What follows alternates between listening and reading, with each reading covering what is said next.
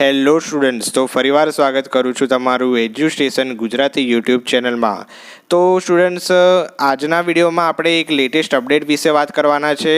તો જે Gujarat medical admission process છે, એટલે કે જે પણ સ્ટુડન્ટ ગુજરાતના જે મેડિકલ એમબીબીએસમાં કે બીડીએસ કે બીએએમએસ કે બીએચએમએસમાં એડમિશન લેવા માગે છે, તો એમનું અહીંયા તમને દેખાતું હશે 18 ઓગસ્ટના રોજ જે મેરિટ લિસ્ટ ડિક્લેર કરવામાં આવ્યું હતું। અને અહીંયા લખ્યું હતું કે કોઈપણ ઉમેદવારને મેરિટ લિસ્ટ અંગે કોઈપણ સમસ્યા કે રજૂઆત હોય તો તેવા ઉમેદવારે ફક્ત આ જે ઈમેલ આઈડી છે એના પર યોગ્ય પ્રમાણપત્રની સ્કેન કોપી તારીખ 21 ઓગસ્ટ 2024 સુધીમાં સવારે 11 વાગ્યા સુધીમાં મેલ કરવાની રહેશે। ત્યારબાદ કોઈપણ ઉમેદવાર રૂબરૂ આવવાની જરૂર નથી, બરોબર। એટલે કે જો કોઈનું મેરિટ લિસ્ટમાં નામ ના આવ્યું હોય અથવા તો એનું જે રેન્ક છે એમાં કોઈ ગડબડ હોય તો એમણે જે અહીંયા તારણ આપ્યું હતું કે એમને ઈમેલ કરવાનો રહેશે। એટલે જે અપડેટેડ મેરિટ લિસ્ટ છે, રિવાઇઝ મેરિટ લિસ્ટ છે, એ ફાઇનલી ડિક્લેર કરવામાં આવ્યું છે।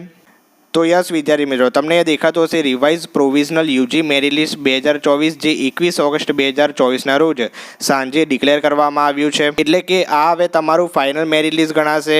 હવે પછી કોઈ પણ મેરિટ લિસ્ટ જે છે ડિક્લેર નહીં થાય, ઓકે। અને અહીંયા લખ્યું છે આજરોજ મેડિકલ પ્રવેશ સમિતિ દ્વારા શૈક્ષણિક વર્ષ 2024-25નું યુજી મેડિકલ કોર્સિસ એટલે કે એમબીબીએસ, બીડીએસ, બીએમએસ અને બીએચએમએસનું રિવાઇઝ પ્રોવિઝનલ મેરિટ લિસ્ટ નીચે મુજબ જાહેર કરવામાં આવે છે। જે ઉમેદવાર પીડબ્લ્યુડી અને એનઆરઆઈ કોટા અરજી કરેલ છે તેઓની અરજીની ચકાસણી ચાલી રહી છે। આથી આવા વિદ્યાર્થીઓના પ્રોવિઝનલ મેરિટ લિસ્ટ તેમજ પીડબ્લ્યુડી અને એનઆરઆઈ કોટાનું મેરિટ લિસ્ટ ટૂંક સમયમાં જાહેર કરવામાં આવશે। ક્લિયર થઈ ગયા વસ્તુ?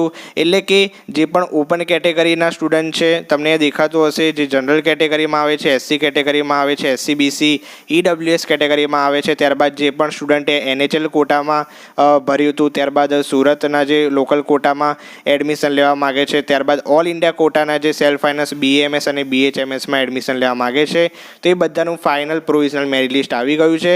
એટલે કે જો કોઈનું નામ ના આવ્યું હોય ને એણે અરજી કરેલ હોય તો એનું નામ હવે આવી જશે। જો એણે અસલ પ્રમાણપત્રો રજૂ કર્યા હશે, એનું જે કારણોસર નામ ના આવ્યું હોય એ રજૂ કરેલું હશે તો એનું નામ આવી જશે। અને અહીંયા લખ્યું છે હજી પણ not eligible candidate list with reason, બરાબર।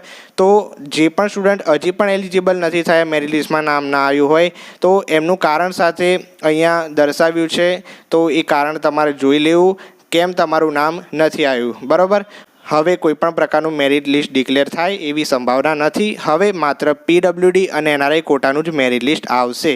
જેમ પેરામેડિકલનું જે અપડેટેડ મેરિટ લિસ્ટ ડિક્લેર થયું હતું એવું જ એક આ છે। આટલી વસ્તુ ક્લિયર થઈ ગઈ? યસ। હવે મિત્રો આપણે ચર્ચા કરીએ કે કેટલાક વિદ્યાર્થી મિત્રો કોમેન્ટમાં પૂછતા હોય છે કે સર આ રીમાર્કનો ઓપ્શન જે દર્શાવે છે એ શેના માટે હોય છે? તો જે પણ સ્ટુડન્ટને રીમાર્કમાં 1 દર્શાવે છે એની પહેલાં તો આપણે વાત કરીએ કે 1 કેમ દર્શાવે છે। તો એ લખ્યું છે your claim of reserve category subject of finalise by competent authority of Gujarat state, બરાબર। એટલે કે જે પણ સ્ટુડન્ટ ગુજરાત રાજ્યના છે અને એસસી કેટેગરીમાં આવે છે, એસસીબીસી, ત્યારબાદ જે એસટી કેટેગરીમાં આવે છે, એટલે કે રિઝર્વ કેટેગરીના જે ગુજરાત સ્ટેટના સ્ટુડન્ટ છે એમને રીમાર્ક ઓપ્શનમાં 1 દેખાડશે। ત્યારબાદ એફ જે છે એ ફિમેલ ઉમેદવારો માટે દર્શાવવામાં આવે છે।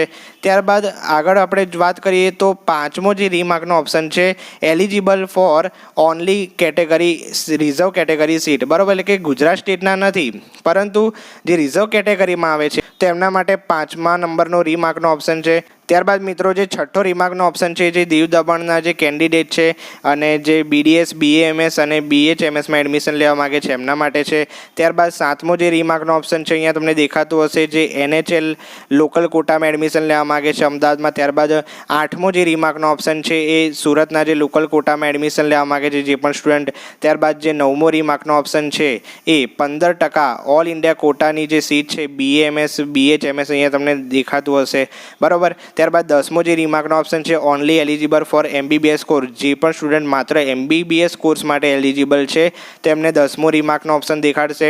અને eligible for management quota and NRI quota BDS and BMS and BHMS, એટલે કે જે મેનેજમેન્ટ કોટામાં એડમિશન લેવા માગે છે, એનઆરઆઈ કોટામાં જે એડમિશન લેવા માગે છે, ફક્ત શેમાં તો ડેન્ટલ, બીએમએસ અને બીએચએમએસમાં જ, બરાબર, એમબીબીએસમાં નહીં, અને એલિજિબલ છે મેનેજમેન્ટ કોટા અને એનઆરઆઈ કોટામાં એડમિશન લેવા માટે, તો એમના માટે 11મો રીમાર્કનો ઓપ્શન દેખાડશે। તો આટલી વસ્તુ ક્લિયર થઈ ગઈ। તો રીમાર્ક ઓપ્શન આવી રીતે દેખાય તમને તો કોઈ પણ પ્રકારનું ટેન્શન લેવાની જરૂર નથી। એ ફક્ત તમારું જે કેટેગરી છે એના આધારે તમને દેખાડતું હશે ને તમે શેમાં એલિજિબલ છો એના આધારે દેખાડશે, બરાબર. તો આજના વિડીયોમાં આપણે આ વાત કરવાની હતી જે રિવાઇઝ મેરિટ લિસ્ટ જાહેર થયું એ વિશે.